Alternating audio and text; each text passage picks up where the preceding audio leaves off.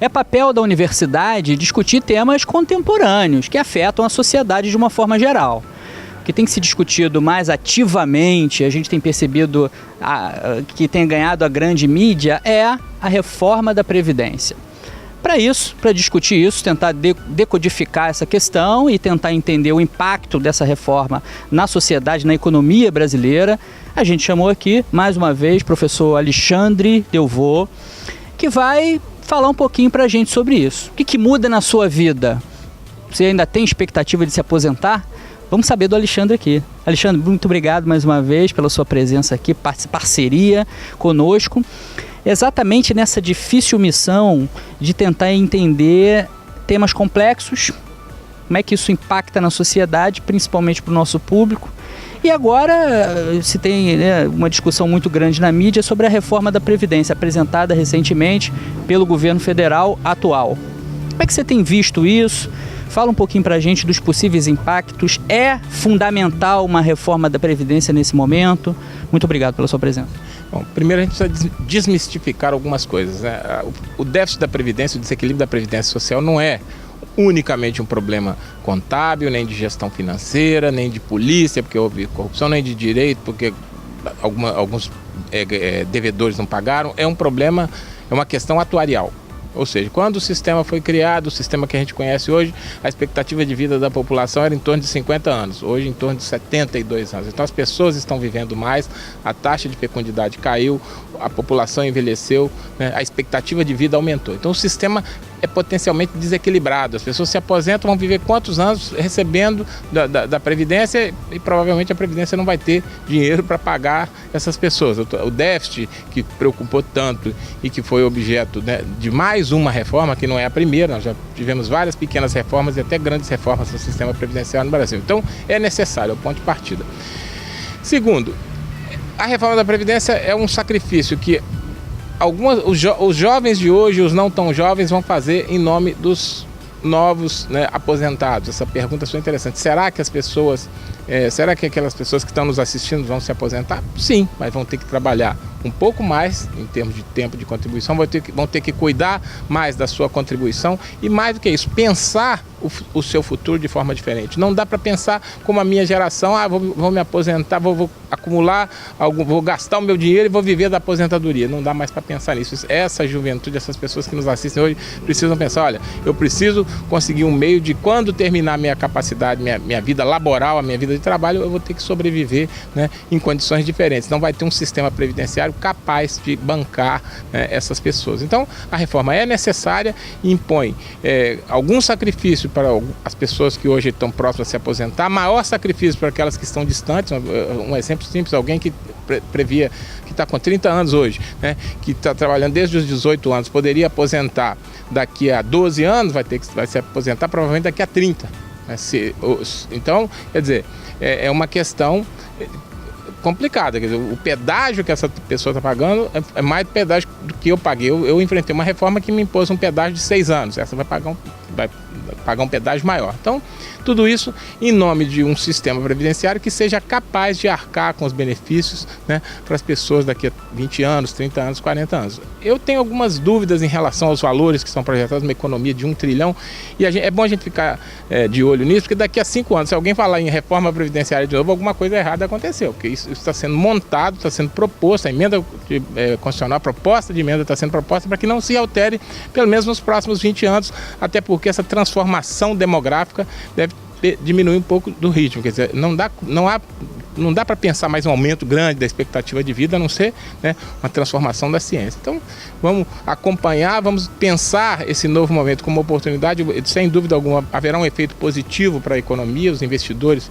estrangeiros vão acreditar mais na nossa economia, porque o déficit potencial da Previdência vai diminuir, né? É claro que não vai ser linearmente, haverá um déficit ainda nos próximos anos, mas a tendência é diminuir e depois criar uma economia em relação ao que ia gastar. Mas eu penso pelo lado bom, teremos uma possibilidade de um novo salto na economia.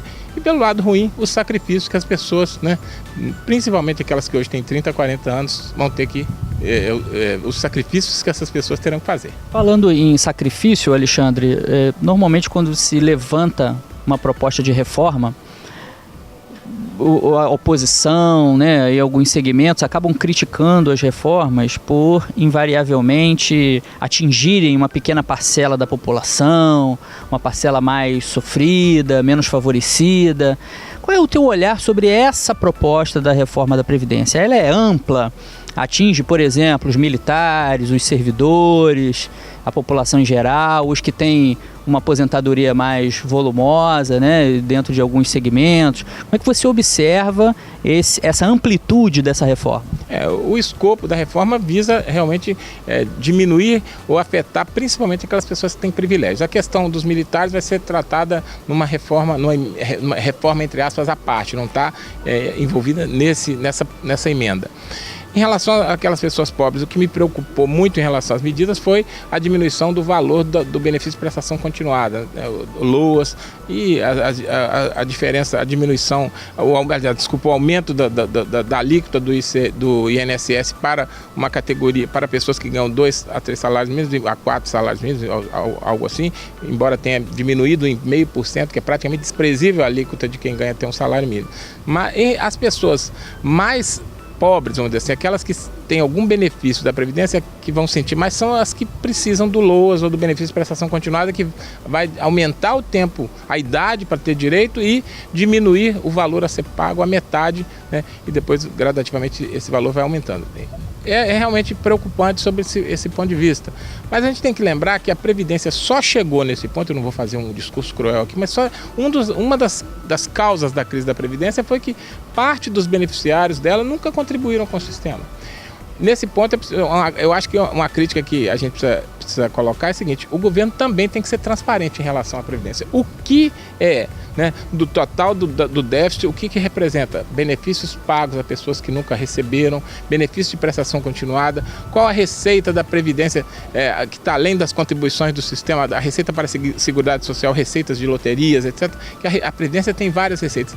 No mundo em que tem tanta possibilidade de informação, tem tanta tecnologia, o governo deveria colocar para a população o seguinte: olha, a receita da Previdência é essa. X vem de contribuições, Y vem de outras receitas, e a despesa, ó, essa daqui é do regime geral da Previdência do setor privado, que tem 39 milhões de trabalhadores. Essa receita aqui é proveniente do regime do servidor, que tem 600 mil aposentados e um número muito menor de pessoas beneficiárias, que potencialmente ou proporcionalmente produz um déficit muito maior do que o do regime geral. Então essas coisas têm que ser colocadas para a população, até para que na discussão, né, no debate, porque nós vivemos uma democracia, essa reforma não pode ser imposta, tem que ser discutida com o Congresso Nacional, as pessoas se informem, porque também tem um lado que você tratou aqui, às vezes a oposição, por mera, né, vontade, mero papel de opositor, não se esmera, não procura se aprofundar no assunto e acaba fazendo a oposição pela oposição. Então a gente precisa entender, e aí não é discurso ufanista, que essa reforma é necessária e é para a gente ter um Brasil melhor nos próximos anos e retomar o crescimento econômico. Uma coisa que pode ser positiva é que, se a economia voltar a crescer, esses 12 milhões e 800 mil desempregados vão voltar a contribuir com o sistema, a tendência é que o déficit caia. Então o lado bom as coisas boas em relação à reforma, pelo menos a curto prazo, são melhores do que as coisas ruins. A gente pode até ter uma mudança aqui e ali, a gente espera no debate no Congresso que algumas modificações. Eu discordo dessa alteração em relação ao Fundo de Garantia. O Fundo de Garantia e o INSS e a Previdência são compartimentos diferentes, são instituições diferentes, e por que tirar o direito do aposentado que está trabalhando receber os 40% de multa rescisória, não ter mais contribuição para quem entrar depois da reforma de FGTS? Será que isso não vai criar uma distorção no mercado de trabalho, fazendo com que as empresas contratem mais aposentados do que jovens que não terão encargos de FGTS, mais multa rescisória? Essas coisas, esses penduricalhos que agregaram a reforma é que precisam ser discutidos e pensados. Mas, de uma forma geral, necessária, e se trouxer a economia que está sendo falada, a gente vai ver nos próximos anos a retomada da economia com mais emprego, né, com aumento da renda. Nos últimos anos a gente viu aí o país sangrando por conta de indefinições políticas, de processos de impeachment, governos provisórios, com um questionamento com relação à legitimidade da própria Câmara. Eu ouvi mesmo você falando algumas vezes, poxa, essa Câmara não me representa, então ela não é legítima para fazer a aprovação de reforma trabalhista, previdenciária e tudo mais. Mas hoje, com o governo novo, e a gente observa também algum grau de crise política, né? e que, de certa maneira, pode afetar a votação na Câmara dessa reforma. O presidente da Câmara, Rodrigo Maia, disse que consegue votar isso em maio. Qual é a tua percepção com relação a isso? Olha, o novo presidente, a nova política do país. Né? O secretário-geral da Previdência falou em voto antes do recesso parlamentar. Eu penso que eu não sou tão otimista em relação ao que o presidente da Câmara disse. Eu acho que essa reforma vai retardar um pouco, eles vão ter algumas dificuldades para aprovar, justamente porque os lobbies já começam a funcionar, os servidores públicos já começaram a atuar exigindo modificações, e se começarem a mexer muito na proposta, desvirtua o objetivo, que é melhorar a Previdência, dar perspectiva à Previdência pagar os beneficiários, pagar os segurados, pagar proventos de aposentadoria e pensão, e aí vai perder o sentido da própria reforma. Então, é melhor ter paciência, né, discutir e tentar aprovar o máximo possível dessas mudanças ou dessa proposta de emenda constitucional dentro do objetivo, dentro do propósito de melhorar e equilibrar a Previdência, mas corrigindo talvez aqui e ali a questão do benefício de prestação continuada, essa do FGTS, né, o escalonamento talvez das alíquotas cobradas dos servidores, mudar um pouquinho do patamar. É possível pequenas mexidas, pequenas alterações, melhor dizendo, sem desvirtuar a proposta, sem desidratar a reforma, senão ela perde o sentido e não vai trazer efeito nenhum. Aí o que vai acontecer? Daqui a 2, 3, 4 anos, nova conversa de reforma, e a gente não consegue mais entender um sistema todo, uma coxa de retalhos que é o nosso sistema previdenciário. Você tem fator previdenciário, você tem idade mínima, você tem soma 95. Hoje a Previdência, o aposentado que quiser procurar o INSS para buscar seu de benefício, talvez tenha que fazer um curso sobre Previdência, porque tantas coisas diferentes, tantas possibilidades que as pessoas não conseguem entender. Simplificar o sistema, né? Criar o regime de capitalização, eu acho que é importante demais para o país, e vamos torcer para que esse Congresso que está aí tenha responsabilidade de entender a importância disso. Cenas dos próximos capítulos. Vamos aguardar os próximos passos, as definições exatamente dessa discussão e de que forma isso vai caminhar na Câmara. Alexandre, muito obrigado mais uma vez pela sua presença, brilhante participação.